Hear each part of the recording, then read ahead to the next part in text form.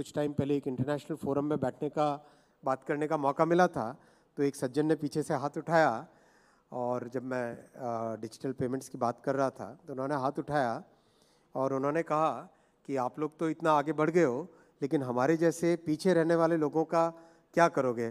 तो मैंने उनको पूछा कि आप कौन से देश से हो। मैं नाम नहीं लूँगा, नाम लेने से कंट्रोवर्सी होगी, but one of the richest countries में से थे वो।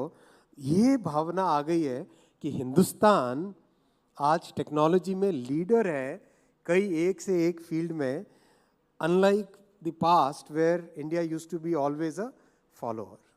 ये एक बहुत बड़ा माइंडसेट का चेंज है। ये पॉसिबल हो पाया because there was a sustained investment in digital, physical and social infrastructure.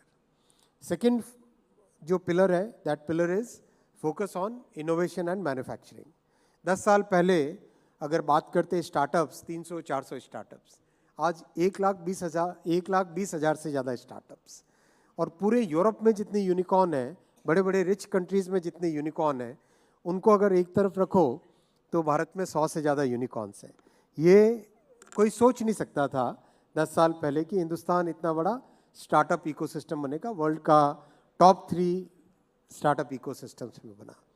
Mobile phone की मैन्युफैक्चरिंग, डिफेंस की मैन्युफैक्चरिंग, एक से बढ़कर एक, किसी भी सेक्टर में अगर आप जाओ, इंजीनियरिंग गुड्स की मैन्युफैक्चरिंग, सब में जो मेक इन इंडिया का इम्पैक्ट दिखा, दैट्स फिनोमिनल। तो second pillar manufacturing and innovation. Third pillar is very important for all of us to know, because हमारी सोसाइटी में इकोनॉमिक इनइक्वालिटी जो 50-60 साल की पॉलिसीज के कारण रही, that had to be addressed in a very firm way. इसीलिए माननीय प्रधानमंत्री श्री नरेंद्र मोदी जी ने अपनी हर इकोनॉमिक पॉलिसी में इंक्लूसिव ग्रोथ को एक integral part of the policy बनाया। I welcome doctor Jaishankar ji. So Prime Minister Shri Narendra Modi ji made sure that every economic policy, every public policy has inclusivity as an integral part of it. और इस inclusive growth का बहुत देश में benefit मिला। People at the bottom of the pyramid, they are the ones who have been benefited the most. अगर हम देखें 54 करोड़ बैंक अकाउंट खुले, 54 करोड़ बैंक अकाउंट खुले और उसमें से half of them are women bank account holders. अगर आप इस नंबर का इम्पोर्टेंस समझें, एंटायर यूरोप का पॉपुलेशन 44 करोड़ है, 45 करोड़ है। यानी पूरे यूरोप जैसे कॉन्टिनेंट को बैंकिंग इंफ्रास्ट्रक्चर में लाना, बैंकिंग सिस्टम में लाना, that was unimaginable task, but that was made possible. हम अगर देखें 4 करोड़ लोगों के नए पक्के घर बने। 4 करोड़ लोगों के नए घर बनना मतलब उस व्यक्ति की ज़िंदगी में कितना बड़ा चेंज आता है। इमेजिन 11 करोड़ लोगों के कुकिंग हैबिट्स चेंज हुए, स्टोव से शिफ्ट हुए गैस पे।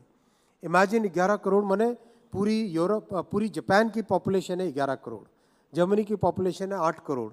एक एक देश की पूरी पॉपुलेशन से ज़्यादा इसमें जो मोदी जी के इंक्लूसिव ग्रोथ के प्रोग्राम्स हैं उसमें उस पॉपुलेशन को बेनिफिट हुआ। सो investment in public investment in physical, social and digital infrastructure, the first pillar, focus on manufacturing and innovation as the second pillar, and focus on inclusive growth as the third pillar, and the fourth pillar is simplification. Massive simplification किया। Statute book पे जो भी पुराने कानून जिनका कोई आज relevance नहीं है, जो अंग्रेजों के ज़माने के, उन सब को या तो हटाओ या रिप्लेस करो और नया मॉडर्न लॉ बनाओ। टेलीग्राफ, भारत का टेलीकॉम सेक्टर इतना हाईटेक सेक्टर 1885 के कानून से चलता था। टेलीग्राफ एक्ट, मतलब टेलीग्राफ को तो शायद म्यूजियम में जाके देखना पड़ेगा, दिखेगा ही नहीं। तो ऐसे ऐसे कानून थे। 1500 कानून को स्टैट्यूट बुक से हटा दिया गया।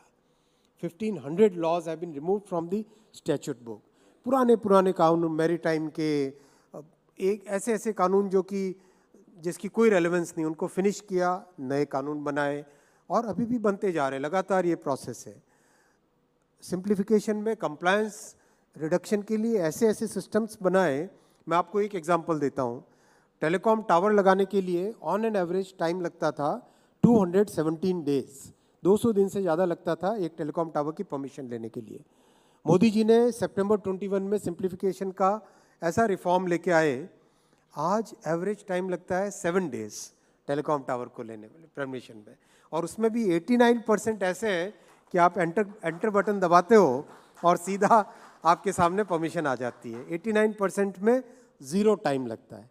एक के बाद याद करो, जो रेलवे के साथ जुड़े हुए हो, 10 साल पहले अगर कोई आपको रेलवे टर्मिनल बनाना हो और उसको रेलवे नेटवर्क के साथ जोड़ना हो, कम से कम 6 साल लगेंगे।